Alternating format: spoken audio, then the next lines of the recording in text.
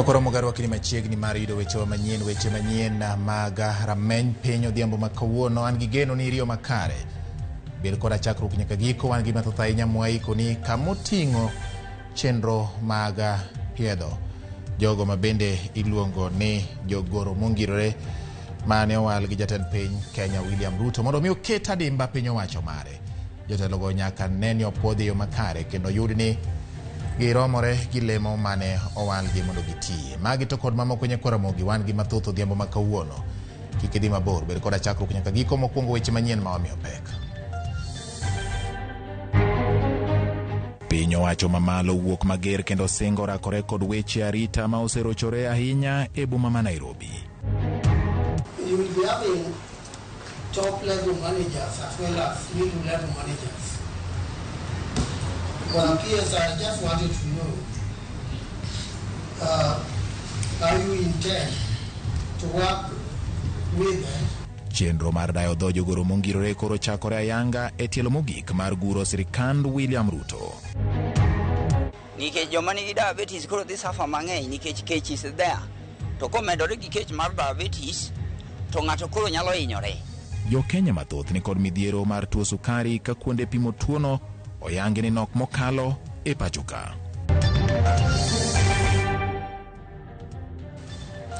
Machiegni nyako Ramogi e jwang'e weche manyien adimba. Weche manyien mag rameny piny tielo mokwongo dakika ma 45 mag weche manyien adimba. Parni odhiambo ma kawuono jaloko mara iluongo ni Elizabeth Otieno, nyinga en George Bati. Tudri kode namba 36000 kata bende nyalo tudri koda kokalo e line mar tudruok mar oganda kata social media. Facebook mar Ramogi TV en Ramogi TV Kenya, manitiere kod Tek Mambulu kachiel kod Twitter handle en @Ramogi TV KE. YouTube bende uyudo achiel kachiel. Twitter handle mara en @GeorgeBati_. Machiegni piny owacho mar Amerika koro keto singo mar chiwo mich ne ng'ata ng'ata ma obiro fulo ler kaka inyalo yudi jonjore moko mag kweth mag Al-Shabaab ma itudo kod monje piny Kenya kod Somalia. Tend Amerika oketo tenge omenda maromo siling bilion 1.2 omenda ma piny Kenya kaka mano mar chiwo ne ng'ama nyalo biro konyo e yudo jonjore adekgo. Amerika bende osingo omenda maromo siling bilion 1.2 ne ng'ata ng'ata mabiro konyo e chiwo nonro ewi kaka inyalo thir yore ma Al-Shabaab yudo godo omenda mag tayo chenro magi mag njore. Achija adekgo gin Ahmed Dirie, Mahada Karate kod Jehada Mustafa maduto itudo kod monje kuonde mopogore opogore. Karanyisi en mano maende ne otimore e kambi mar jolweny ma Kamsimba manitiere chula ma Manda e kaunti ma Lamu e dwe mar achiel mar higa mokalo. By limiting the cash flow to Al-Shabaab, the United States and our partners will strike a blow to the organization's ability to perpetrate violent acts throughout the world. This is the first time the Department of State has offered a reward solely for information on Al-Shabaab's financial networks. And it's important that the information be as timely as possible so that it be actionable. Together, Kenyans, Somalis, other East Africans, Americans, we can defeat Al-Shabaab and enhance security across the region. Koro wang'ie weche motenore kod arita kwe. Migao mar arita kwe koro wuok oko mar kore gi njore kod rochruok mag arita kwe masani okwako piny Kenya. Jatend migao mar arita kwe Kithure Kindiki olando lokruoge kaka idhi ta chenro mag chiwo chik ne obila ahinya ma Nairobi. Kaka Eric Kowenga lero, migao mar arita kwe bende owacho ni obila pok odhi e ng'anyo mamuol kaka lipode moko osebedo kalieko e pachoka. Ywak oseukum jopiny e counties mopogore opogore ma pachoka e wi rochruok mar arita kwe karanyisi en county ma Nairobi. Mae koro omiyo jatend migao mar arita kwe Kithure Kindiki owuok oko mar keto kenge mag tieko njorego. Achiel kuom kengego en keto lokruok e kaka ibiro tayo obila ma Nairobi. We have started taking measures already which we cannot announce on the response to bandits and banditry. And we have taken measures to deal with the emerging crime trend in Nairobi. In this regard, the leadership and the command of the police has changed the command of the Nairobi City police deployment effective immediately. Kindiki wacho ni bad migao mar obila koro ochuga put moro mar obila mabiro konyo e manyo riekni mag rakruok kod rochruok mag arita kwe ka bende omedo golo siem ne jonjore. In the last few weeks, these marauding gangs of few citizens have dared the government of the Republic of Kenya. And the message they have been trying to send has reached us. We are coming for you, effective immediately. And the response will be sustained until we set free our country. Ewi kweth jonjore mag kwalo jamni kendo roch arita kwe e gwenge ma North Rift, Kindiki nowacho ni bad migao mar obila koro oseyier kendo biro wuoyo oko kwethgo.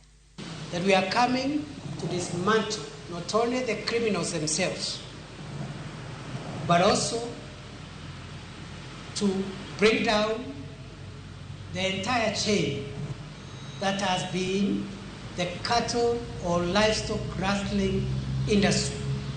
From the financiers, the spiritual supporters, the criminals, the benefactors, and those who purchase livestock stolen from fellow Kenyans. Kindiki nomako chung' motegno ka okwedo ripode moko mawacho ni obila osebedo kod ng'anyo mamul kaluwore kod ng'ur moko magingo e sekta mar arita kwe. There is no gosu, and police don't go on gosu. As I have said, our officers continue to work under difficult circumstances. We respect that role, we'll protect that role, we'll defend that role. Tok mar Kindiki no biro mana seche machuok bang' ogai mar obila ma pacho ka Jafet Kome welo chik ne jogo man kod bunde tok chik monde omi oduok gi bundego e lwet obila e thuolo mar dwe achiel. Kome noloso bang' romo gi gavana ma Nairobi Johnson Sakaja e arita kwe ma Nairobi. Yeyote ambaye anatisha wananchi, anaweka woga kwa wananchi, kutembea na visu, huyo tutamhudumia.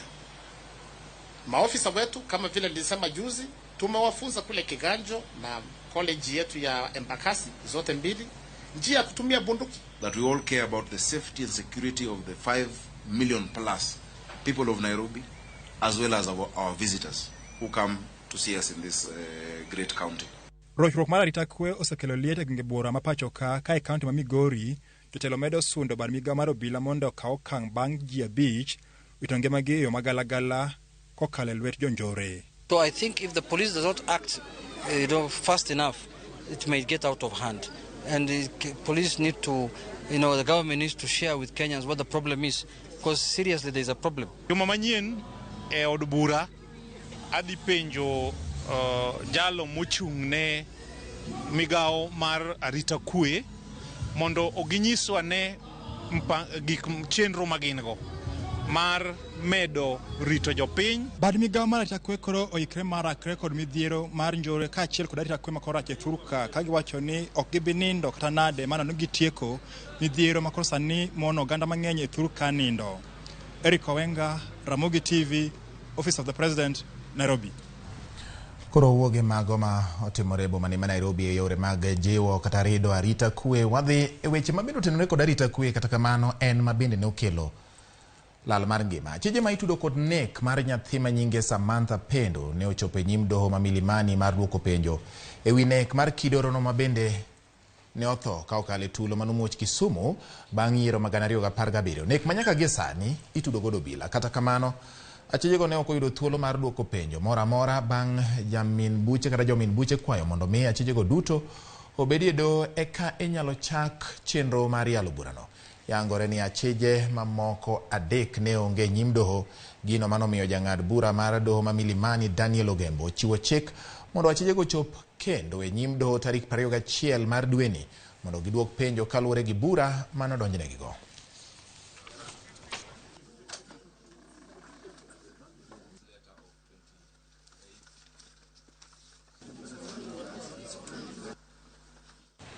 Duol ma ochung' ne penj e pacho ka nek dwaro ni jolos chike matayo chenro mag somo keto kenge mabiro medo bero sekta mar somo. NEC ochiwo lipot mare bang' nonro manegi timo ewi chal mar somo e sikunde ma pachoka. Lipotno yango midhiero moko ma thiro nyalo mar jopuonjre chomore tir gi weche mag somo e pachoka. Mondo ket okenge mopuch mag neno ni rang'iny mar somo jiwe pachoka, duol mochung' ne penj maduong' NEC oyango duoko mag nonro mane gitimo e 2021 ne jopuonj mag joklas 10 ewi gigo mathiro weche mag somo ahinya mag sekondar, kendo lero okenge ma owinjore oketi e bero somo mathurka. Ewi kaka jopuonjre donjo e sikunde, nonro noyango medruok mar kwan jopuonjre ma yawuoyi kod manyiri madonjo e sikunde, ka kwan mag jopuonjre ma yawuoyi madonjo e klas 10 ni malo gatamalo 52.1, ka manyiri en atamalo 47.9. Medruogno yangore ni obiro kaluwore kod chenro ma piny owacho ne oketo mar neno ni atamalo 100 mag jopuonjre motimo klas 8 duto odonjo e sikunde sekondar. E kidieny mar higni, nonro no yango ni atamalo 51.7 mag jopuonjre manitie klas 10 hikgi owinjore kod klasno, ka atamalo 48.1 donjo e klas 10 ka gisechopo higni 18 kadhi nyime. Ka bende oyangore ni yawuoyi ema donjo e klas 10 ka hikgi ni malo gatamalo 57.6 ka opim kod nyiri gatamalo 37.8. Ewi weche leo ne sikul, nonro mar duol mar penj maduong' NEC oyango ni atamalo 63.5 mag jopuonjre leo ne sikul e tam. Kaluwore kod nonro no, gigo mamiyo jopuonjre ok dhi e sikul kaka dwarore oting'o onge mag omenda mag somo, tuoche mamako jopuonjre, EMOU, onge mag gige rito ria ne jopuonjre manyiri, weche motenre kod ng'ol, wich teko kod timbe magalagala, luoro timo penj, tiyo kod yedhe makelo mer, weche mag pidi mamoko kuom jonyuol keto godo jopuonjre mier, timo tije udi, luoro kuma ichiwe sikul kod puonj magalagala mamoko kuom jopuonjre donje.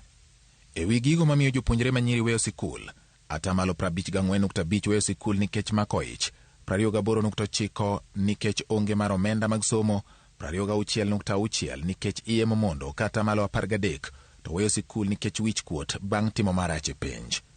Nonro no bende oluwo ni atamalo 31.7 mag yawuoyi weyo sikul nikech onge mag omenda mag somo, atamalo 26.9 bukore abuka kendo weyo sikul, atamalo 18.2 weyo nikech timo marach e penj, ka 16.6 to weyo sikul bang' chako tiyo kod yedhe makelo mer.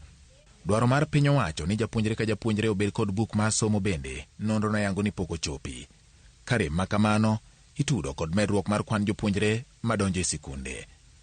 Ewi bedo mar mwandu madwarore e sikunde, atamalo 72.7 kod atamalo 66 mag jopuonj madongo koni gionge kod kompyuta mag tiego jopuonjre. Moko kuom sikunde bende gikoni onge kod klese moromo. Kuonde ma jopuonjre nyalo yude lony manyasani bende onge, ka atamalo 64.1 mag jopuonj moko koni gionge kod kuonde tugo, ka giyango ni sikunde mani kod gik moko duto madwarore timo maber kuting'o duoko mar penj. Kaluwore kod dwaro mar keto e tim lai mar somo e yo makare, jopuonj bende oyango gigo makelo negi pek e chopo dwaro mar lai mag somo e thurka, magi oting'o rochruok mar arita kwe gi atamalo 72.5, tuoche gi atamalo 60.7, tiyo kod yedhe makelo mer e kind jopuonj gi atamalo 60.1 kod midhiero ma ok nyal geng' gi atamalo 59.7.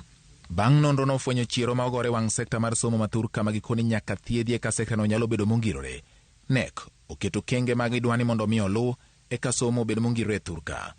Magi oting'o neno ni TSC omedo kwan mag jopuonj, duoko piny ting' ma jopuonj ni godo e sikunde, jiwo tiyo kod kompyuta e puonjo jopuonjre, jiwo chenro mag chiemo ne jopuonjre e sikunde, keto pi maler mar modho ne jopuonjre mondo kik gigam tuoche, medo kwan mag buge mag somo ma oromore kod kwan mag jopuonjre, medo jopuonj molony e hocho mondo okony jopuonjre mani kod achiedh nade. Bende gidwani migawo mar somo chwalo omenda ne sikunde kinde mowinjore, bero lwasi mar somo ne jopuonjre mani kod ng'ol e kind mamoko. Kaluwore kod lipodni, ting' maduong' koro dong' ne migawo mar somo mar keto e tim dwaro ma okete lipot mar NEC mar reso sekta mar somo e pachoka. Koro wuoge mago mag somo nyakoro Ramogi wadonje weche mag ngima oganda. Migawo mar thieth oyango ni en adier ni kwan mar ji magamo midhusi mar coronavirus medore e pachoka. Kata kamano, migawo no ok oikore mar keto badho moko mag geng'o wuodhe mag oganda e kindeni. Direkta mar chenro mag thieth Dr. Patrick Kamoth owacho ni pod girango matut lokruoge e kwan no kendo gibiro kawo okang' ma owinjore. Amoth oloso e kinde ma kwan ji ma ogamo midhusi mar corona ochopo 37 ka kwan ji ma opim e seche 24 gin 407. The numbers that you have seen are mainly people who need COVID-19 certificate for travel purposes, or those who are clinically presenting with features that resemble COVID-19. So that may not be representative of the general population, and therefore it is not fair to be able to describe those statistics as representing what is happening at the community level. If you look at the number of people who are admitted, I think it stands at 16 throughout the country. There's nobody in critical care unit, but that does not mean that we don't take the necessary precautions. And of course, vaccines have been available from early this year. And we urge those who have not been vaccinated to report to healthcare facilities and get their vaccines so that they are protected. Luoro nitie ni atamalo 87 mag jokenya nyalo bedo ni kod tuo mar sukari to gionge kod ng'eyo. Ma oyangi gi migawo mar thieth ka Kenya oriwore gi piny mangima e odiechieng' mar jiwo lweny mar kedo kod tuo mar sukari. Judith Omondi miyo waler wi wachno. E atamalo 5 mar jokenya man kod tuo mar sukari, atamalo 40 kende maluwo thieth makare kaka jolony e weche thieth dwaro. Bende lipot mane ogol kod migawo mar thieth yango ni atamalo 87 mar jokenya pok otimo pim mar tuo mar sukari. Wach maketo piny owacho kod luoro ni dipo ka thoth oganda hinyore maonge ng'eyo. Diabetes is a serious threat to the attainment of our country's health and economic aspirations. It is estimated that nearly 5% of Kenyans have elevated blood glucose, and only 40% of them are currently on treatment and follow-up. 87% of Kenyan adults have never been screened for diabetes, and for us that is worrying. The majority of people who have diabetes don't even know they have diabetes. In Africa, it is said that 1 in 9 people who are diabetic don't even know they have diabetes, don't even know that their blood glucose is elevated. Ma negi yango e nyasi mar puonjo jopiny ber mar chopo mapiyo ne pim mar tuo sukari. Moko kuom jogo ma osebedo kod jotuo mag sukari kata kamano oywak ni giyudo tich matek mar manyo kuonde thieth mag level 4 kadhi nyime kaluwore ni thieth mar sukari ok yudre ute thieth mathoth mag gweng'. Kata mana lakteche matiyo e ute thieth madongo go bende ywak ni ginok to jotuo ng'eny mokalo. Diabetes care yudre mana e osiptende madongo kaka level 4, level 5 gi mbelego. But piny ka ng'ano ma nitie piny mogik onge kaka giyudo nikech kata transport mamondo gichop gode osiptende madongo ka onge machiegni. Every facility in Kenya we need at least 5 to 10 in a medium level 4 hospital. We need more nutritionists. Tend county ma Homa Bay koni county no sanini kod ute thieth adek ma jo county no nyalo yudie thieth mar tuo sukari. Program wachako sani eni korwa gombo ni ng'ato ko ng'ato ong'e level mar sukari ma en godo kendo gidhi giyud thieth e kuonde moseyaw mopogore wan gi kama oyaw miluongo ni Nyalkinyi Health Center, wan gi Marindi Health Center, bende wan gi County Referral Hospital. Kuonde gi duto te chiwo pim manono gi thieth manono e wi tuoche machal kaka diabetes gi hypertension to gi chronic asthma magi tuoche ma wa gombo ni jowa oyude konyruok e seche mag lemo osiptendewa. Kata mana nengo mar thieth bende osemiyo ji mathoth oweyo thieth gi e kore, wach makoro gikwayo piny owacho mondo losnegi. Na ni expensive sana kuchunga mtu ambaye anapitia diabetes, especially wakati inaendelea kuwa stage 2 na lazima mtu umnunulie hata ile insulin ambayo lazima urefrigerate. So even the cost alone ya kutake care of a diabetes patient unapata iko juu sana. And you find that not all insurances are covering, and even the insurance companies that are not covering in all facilities, even our public health facilities where patients first seek care. So we are advocating that we expand the cover, even the insurance cover, for the patients who have chronic illnesses, including those with diabetes. Githor mar wach mahiga ni madwaro ni mondo jopiny duto chop mar yudo sir kotudore kod tuoni. Penjo en ni bende gin gi nyalo mar chulo omenda duto mondo mi ng'ato tiek thieth mar tuo mar sukari. Agetani jokanyo mag thieth odhiro ne migawo mar thieth mapachoka. Judith Omondi, Ramogi TV, Nairobi. Ramogi gi lipot endo mar Judith Omondi tero e yweyo mokwongo e weche manyien mag rameny piny odhiambo ma kawuono. An gi geno ni pod ikete Ramogi TV kendo isingo mar medo kete e Ramogi TV kaka weche manyien pod medo molo ni kendo chopo ni kama intie. Gie sani jok ma bende orono ote ka Dundo Paul Wuoda Wendo kata nyakware Nyawino wacho ni en mor ahinya kod jaod bura makono ma bende wacho ni chiro mar dhok madede wacho ni kono dongruok lelero kama na Nyauchieng Rateng kawuok Kalangi winjo habari mos kendo owacho ni weche manyien donjo ne yo makare. Otis nyakwar Kanga mar Busia Marachi oneno Ramogi TV maleo ero kama na Nyarameny piny an Paul Onyango kantire Ralingo Asembo Ramogi nyongo gi weche manyien matucho e kor gwenge duto. Nyakwar Ramogi med ndiko na nambari 360 kata e Facebook gi YouTube Ramogi TV. Kao kamano wakao yue ni kao dugo polo ni mathoth.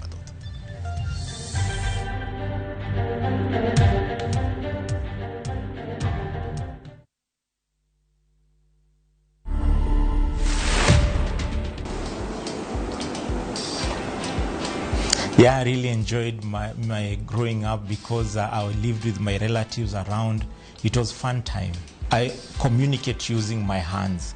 So with my family and relatives, communicating properly with them, that has been a big challenge. The biggest challenge I've seen is many deaf people cannot read God's word.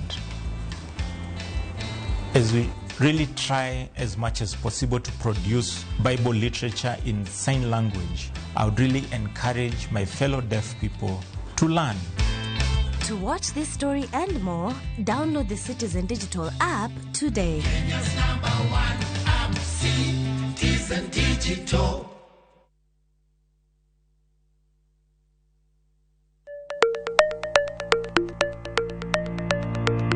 Lwasi mar ohala osebedo kalokore. Keto mwandu bende osekao yore manyasani. To ginang'o manyaka ing'e kapok ichako ohala? Kuonde mage minyalo kete mwandu?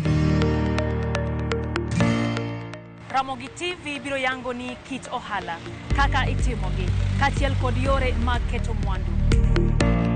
To ok mana mano kende nyakoro mga juang, bende wabiro twak kod yawuoto nagi kod nyonagi, matimo ohala, maweg kembe, kachiel kod mago man kod lony e keto mwandu. Mana e chenro mar ohala gi mwandu e Ramogi TV kod an Lydia Okeyo.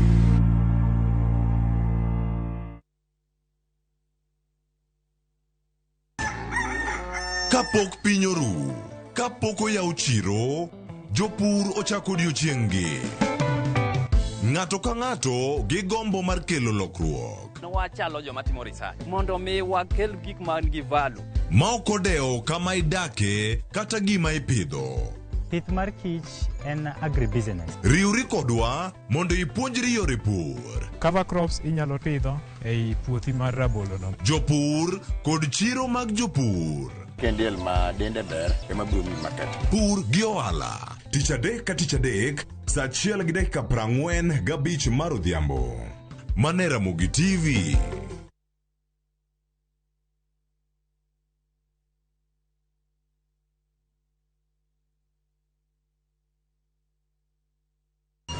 The Voice Africa Season 1 is finally here. Stand a chance of winning $100,000. Registration is now open. To register, visit www.thevoice.africa. Fill in the registration form. Submit a 1-minute video clip of yourself singing without any instrumentals. You need a valid Airtel line. Registration closes on Sunday, November 20th, 2022. Music, your passion. Africa, your stage. Connected by Airtel, the most affordable network. Welcome to Shabikila. Play Shabiki Virtuals on Shabiki.com for a chance to win huge cash prizes from low stakes. Jisetie stake na how much you want to win. Kuna penalty shootouts, defender and so many virtuals only on Shabiki.com. Shabikiland, the easiest virtuals in gaming. Not for persons under the age of 18. Betting can be addictive. Play responsibly. Shabiki.com is authorized and regulated by the BCLB license number 416. Shabiki.com.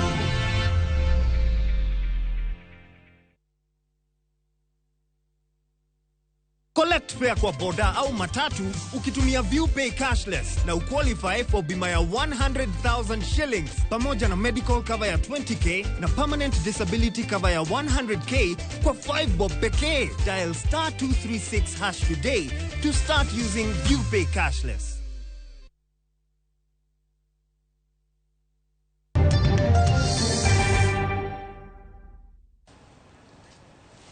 Machiegni kendo nyakora Ramogi jwang' wadhi nyime gi weche manyien mag rameny piny. Od bura ochako ayanga chenro mar dayo dho ji mane owal ne lemo mar jogoro mongirore migepe mopogore opogore. Dr. Raymond Omolo odadho ge lemo mar jagoro mongirore migawo mar arita kwe.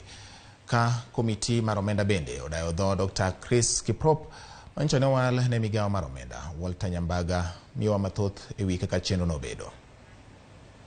Chenro mar dayo dho jogoro mongirore kaka yor piedho gi lemo mopogore opogore mane opodnegi kod jatend piny William Ruto. Komiti mag od bura mopogore opogore oketo jodito gi orindi maliet ari okinyi. Dr. Raymond Omolo mogwel lemo mar arita kwe ochopo nyim komiti mar arita kwe kod chenro mag piny owacho kama ne orakore kod penjo matek ndwara ahinya to mamulo kaka rach mar arita kwe rochore pachoka. Our officers are not properly equipped to perform their functions. Now, new administrative units have been put up which have not been operationalized, and the primary reason around this is on budget constraints. And indicatively, there is need for a budget of in excess of 7 billion to be able to operationalize the new administrative units. But this will also go to deal with helping to equip the officers so that then they're able to function. Jakom Kamitino Gabriel Togoyo kod jo od bura bende ne dwaro ng'eyo kaka Raymond Omolo nyalo rakore kod njore tieko tuke magoyo punda kata betting kod kaka inyalo los lwasi makare ne chife tiyo kod jopiny kanyakla kod piny owacho. I think the previous guys, although we are not condemning them, they were running that office with hubris. They had very little regard for Parliament. And yet, like you rightly said, Parliament is where actually the budget is made, where a lot of matters or issues of concern to Kenyans is approved. Maybe your take in terms of how you are likely to work with Parliament. There is a process that is being that has to be followed to set up new administrative units, beginning with the participation by the public or the people in those specific administrative units making a demand for it. And the whole point that informs creation of administrative units is for service delivery to the people. The Honorable Chairman, betting and gaming, I think what I have are general comments around it. Today, as a country, we are operating with laws or regulations that were done in the 60s. Esechoko komiti mar od bura marango weche mag omenda audio Chris Kipto kai thunge kod penjo mar kete ler kedo kod hola ma piny Kenya holom duoko chien budget kod kaka piny owacho tiyo kod omenda. So we can't talk of subsidizing oil because that will mean we are subsidizing a foreign country. So can you make exception to that policy of production? Yes. Consumption, no. What will you do to reduce? Because even here in Parliament, I can tell you, one of the things that is in place here, your tickets come from, most of them from KQ, because of certain government policies. If you compare the same to other tickets from other airlines, in terms of efficiency, in terms of cost effective, in terms of everything else. Daktari, Kenyans are hungry. You know that. And you know a hungry person will always be an angry person. And the government has to do something to contain this situation. So I think the issue of wastage will be addressed. The issue of corruption, I think, is a separate matter.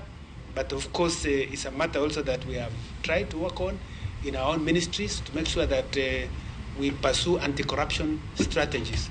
And we have EACC working with us. Jakom Committee mar thieth David Kosing kod lange odunyore kod Peter Tum mar thieth kage dwaro lere wi yore mag tieko ng'anyo mag lakteche kod gedo mag ute thieth mokwamo. The 5 health system elements that fail, or more if you can identify, how would you, one, in general terms, address them as a health manager in general?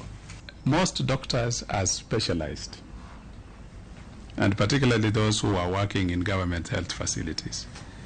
And we are saying, why would one county having 4 oncologists, for lack of a good example, want to keep those oncologists in that county? Have discussions with the counties themselves.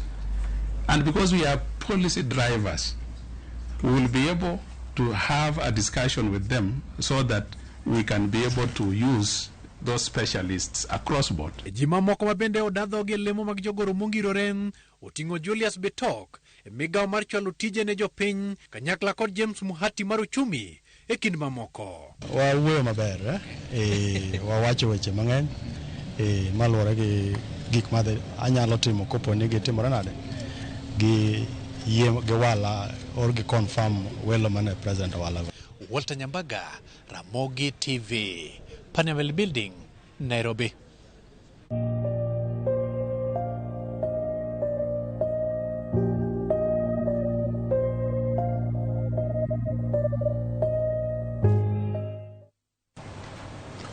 Wang'e mag motende gi oro Ramogi, oro kod kech nyaka sani hinyo koda ka jotuo mag sukari ma okoni gisebedo ka ok yud chiemo e kinde ma owinjore. Gin kod luoro ni poni piny owacho korango kaka inyalo res jotuogi, thoth gi nyalo biro wito ngimagi kapok ndalogi oromo.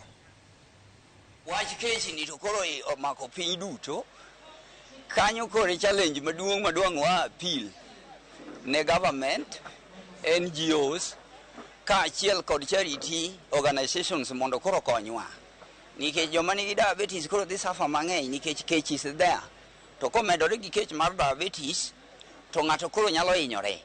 Nikech gimo chamo onge, to samari chiemo romo. Koro mano dhi miyo jotuo man kod diabetes nyalo tho mang'eny ka ndalogi podi.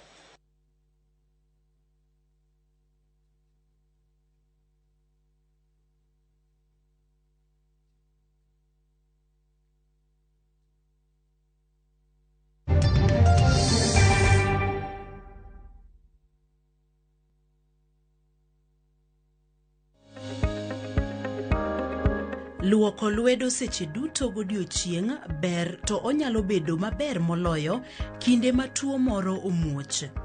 Kik wi wil ma ok iluoko lweti kinde ka kinde.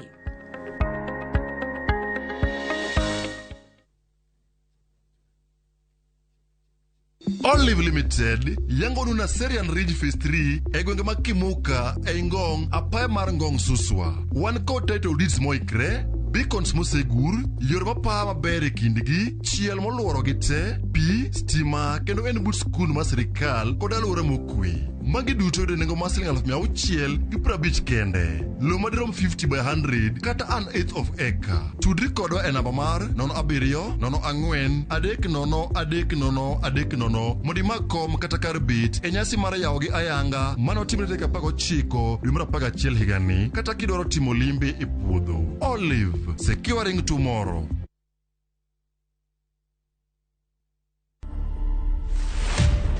Mimi naitwa Gitonga Mukonji, 35 years, yes, ni mtu young lakini bado ni jamaa amejipanga. Mzee alikuwa dereva tu wa bus. Mimi ndio kijana ambayo watu wa Manyata waliona watanipea nafasi. Tumetoka constituency ile iko na the biggest population. Ukitaka vizuri kwa siasa usipotelee watu wako. Na ningetaka kuambia vijana wengi ujisukume, ujitume mpaka ile wakati maneno itaingiana. To watch this story and more, download the Citizen Digital app today. Kenya's #1 app, Citizen Digital.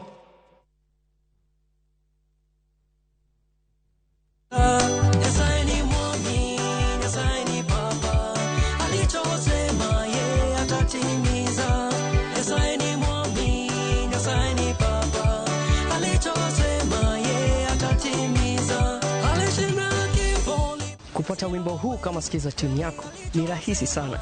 Bonyeza *811 *344#. Kumbuka, sikiza na Citizen ni nyumbani kwa wasanii wote.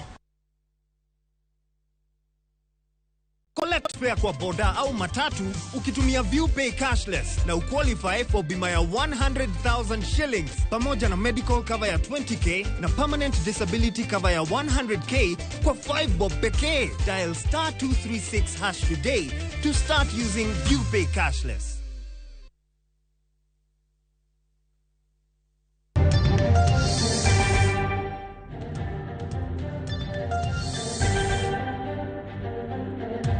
Dhinye menya kwa Ramogi bang' yweyo adundo no koro wang'iane mabende poro tenre kod weche magoro. Counties ang'wen koro medie kwan ma counties mane kod oro kod ngaji mapek mokalo ka ipimo kod counties mamoko e pacho ka. Duol ma ochung' ne kedo kod oro e pacho ka wacho ni Laikipia, Marsabit, Garissa, Isiolo, Kilifi, Kwale, Samburu, Tana River, Tharaka Nithi, Turkana, Wajir, Kitui, Kajiado kod Mandera oro koro ni ene kamarach moloyo kaluwore kod ngaji mabende okwako counties 31 ma pacho ka. Bende oket counties ma Narok, Meru, Nyeri kod Lamu kaka mago moyangore ni ngaji mienje poni koth omedo lal thuolo malach moloyo kaka osebet sani. Kwan oganda maromo 5.1 ne kod midhiero mar ngaji kaluwore kod NDMA mabende wacho ni kwan no nyalo medore kaka ndalo medore ka bende nyithindo ma higi tin 6 ema winjo matek mogik. Piny owacho nyaka sani osetiyo kod omenda manyalo romo bilion 22 e temo gayo ngaji ka ma okel kod oro ma okwako gwenge.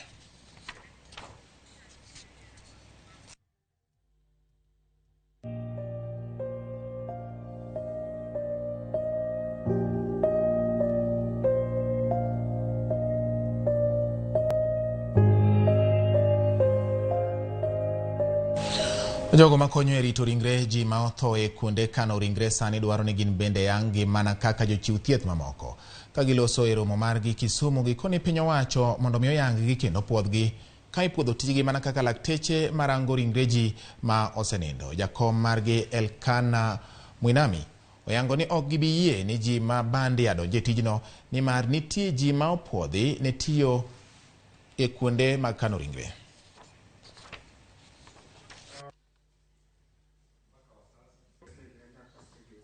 We are pushing forward for the enactment of a scheme of service for morticians, and we are very grateful that today, in the speech from the DG, he's also been able to recognize us and appreciated the challenges that we faced.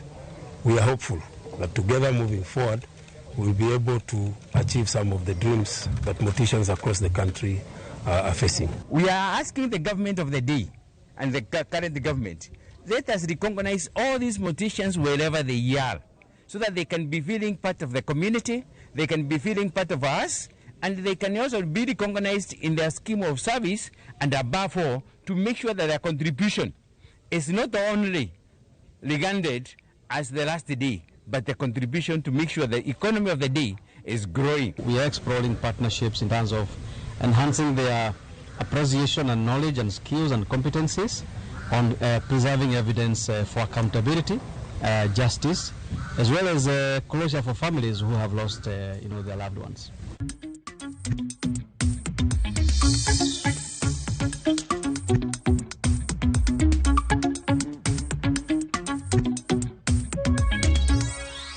Weche mag ohala ni piny Kenya ni kod chenro makare mar bero tudruok mag yor mbui kendo neno ni en kod arita makare mar nyayo ohala. Kenya koro yang kaka piny mokwongo e Afrika mabiro bedo kod samba moket kod duol matayo weche mag tudruok e piny mangima ICANN. Ma oyangore bang' romo makende kind jata tije mar ICANN Goman Mabi kod jatend migawo mar weche mag tudruok e Rido Walo ka achiel kod jata tije mar duol ma ochung' ne weche mag tudruok e pacho ka Ezra Chiloba.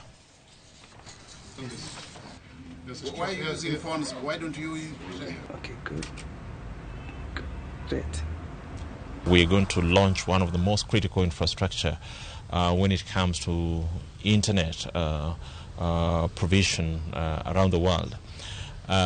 So ICANN chose to invest in Kenya, setting up one of the critical server systems that allows internet to be available to all citizens around the world. So they chose to set up this infrastructure in Kenya, which for us is really an honor. When you look at the increased capacity or demand for internet across the world, we've seen it growing even in Africa in the last few years, and we expect it to even grow further in the coming years. And this necessitates the need for us to set up critical infrastructure that will ensure consistent, reliable availability of internet for Africa in the coming years.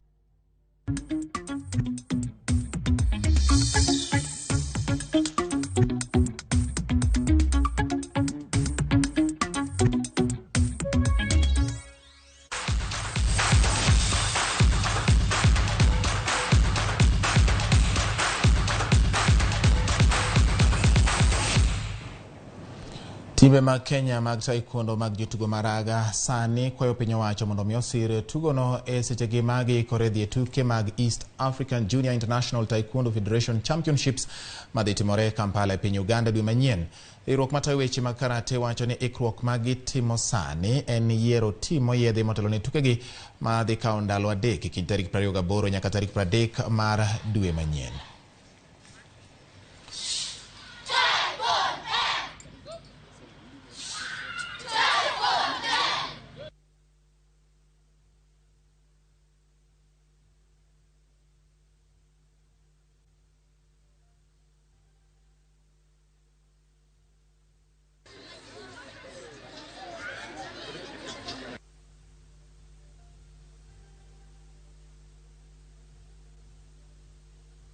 Thank you.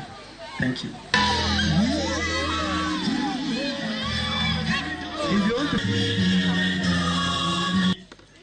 The upcoming event, that is the East African Championship, which will be held on day 28, 29, 30th at a place called Kampala, Uganda. And our calls or our request is for the government, if they can be able to chip in, or the counties, and we can really appreciate.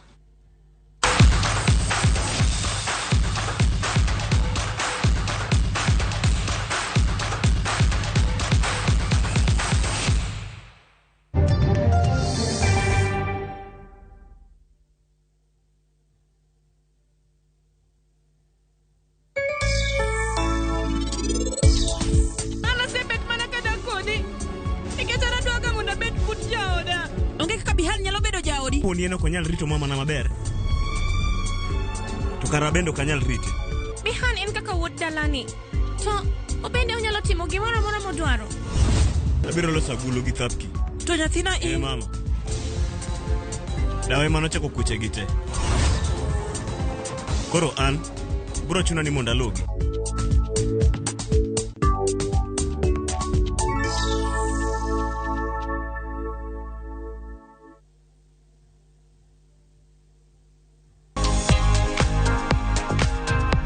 Jamni kata chiaye mosebedo maduong' nyalo bedo motegno makata ka njofnigi omake tok time gimoro. Kata kamano, moko kuom kit njofnigi nyalo duoko piny yuto mabiro kata ma ikelo kuom chiaye ahinya ka chiaye ochako